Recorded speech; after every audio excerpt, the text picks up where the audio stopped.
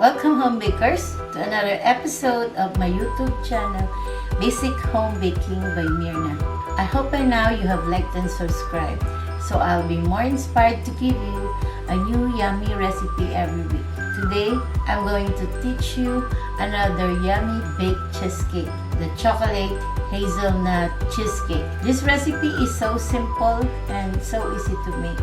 The ingredients are, for the crust, we have 1 1/2 cup of crust Oreo, 1/4 cup of melted butter, 1/4 cup of white sugar. And for the filling, we have 3 eggs, 2/3 cup of chocolate chips, 1/2 teaspoon of salt, 1/2 cup of white sugar, 2 tablespoons of cornstarch, 1 cup of hazelnut spread with cocoa, 1 pack of Nestle cream or all-purpose cream, 2 packs of cream cheese or 450 grams, 1 teaspoon of vanilla. For the chocolate ganache, we have 170 grams of chocolate chips. I'm using Calabo, and 170 grams of all-purpose cream. First, we're going to prepare our pan lined with wax paper and then lined with aluminum foil. This is a 9-inch pan, spring form pan.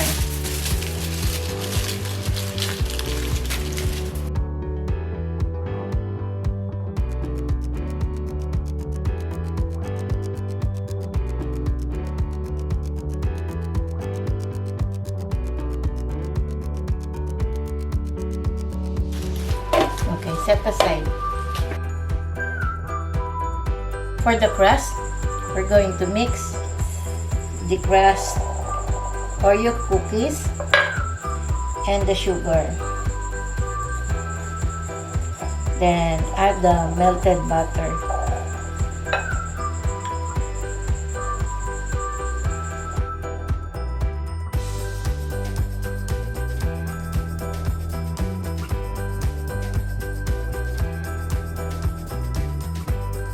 Then we're going to pour this crust over our prepared pan and then press lightly.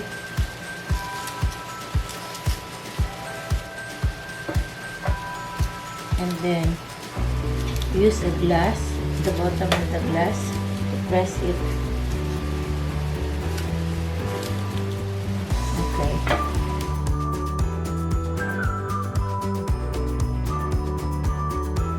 For the filling, we're going to beat the cream cheese until light and fluffy. Add eggs one at a time.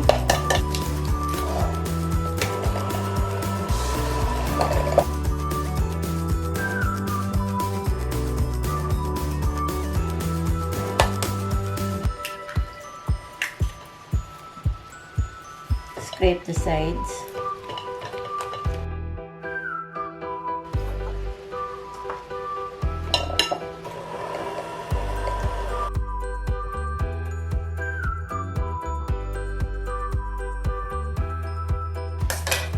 Add the cream.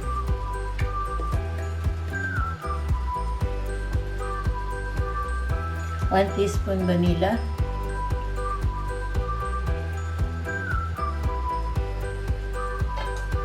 The salt,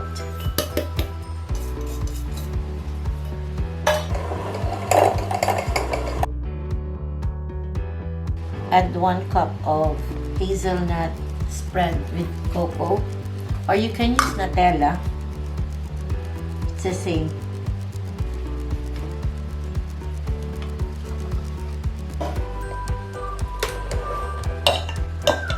Then add the cornstarch.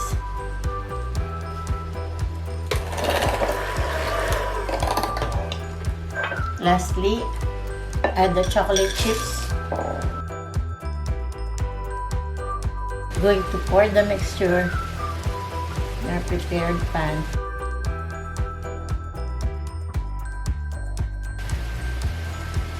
Going to bake this at 300 for 1.5 to 2 hours. Banyo Maria style. or over a pan of water. The cake is now out of the oven. Bake at 300 for 1.5 hours. And then I turn off the oven and let it stay there for at least 2 hours. Going to set this aside and let it cool. And then put in the ref or chill for at least 2 hours before we put the chocolate ganache. For the ganache, I microwave the cream, or you can just put this overheat on a double boiler. And then I'm going to add the cream to the chocolate to melt. Leave for a while, at least 5 minutes before you mix. Now you can use the wire whisk or the blender or the mixer.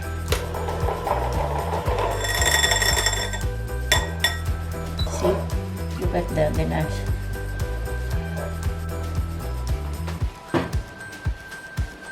For the whipped cream, scrape the sides, then add the ganache.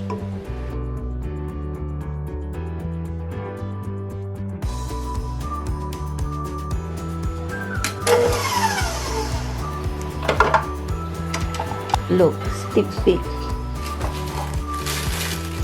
We're going to put ganache on top.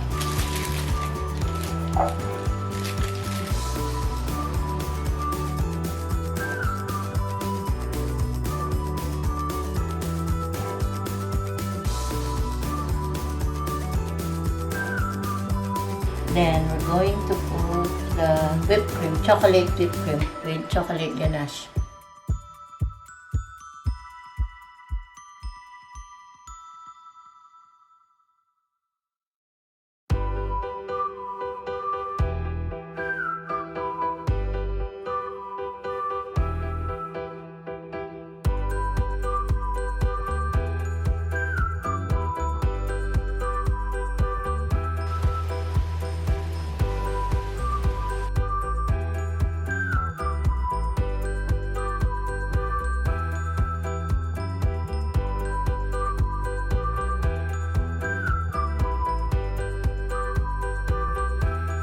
There you have it, my chocolate hazelnut cheesecake. Look how pretty and so delicious. If you like this video, please like and subscribe.